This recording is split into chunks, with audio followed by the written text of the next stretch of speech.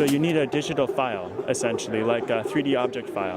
And the way the printer works is that we have this tank full of a kind of liquid plastic called photopolymer resin that when it's hit by ultraviolet light, it turns into a solid.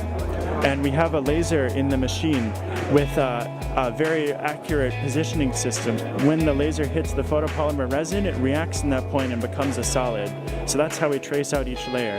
And then as the part grows out of the machine, the build platform goes up and each layer is pulled out and separated from the vat that contains all the photopolymer resin.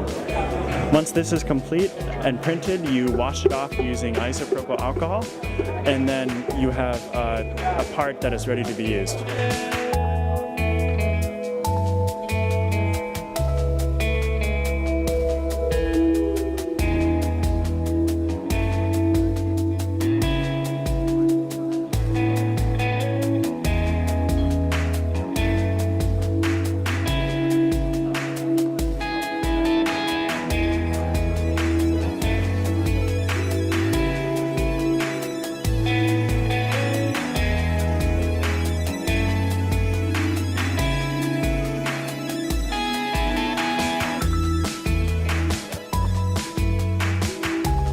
Yeah, right now I think the filament, it will be more easy to print, more realistic, like fabrics or leather.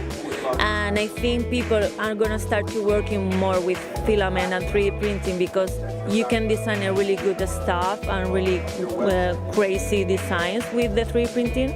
So I think it will be more trend in the future.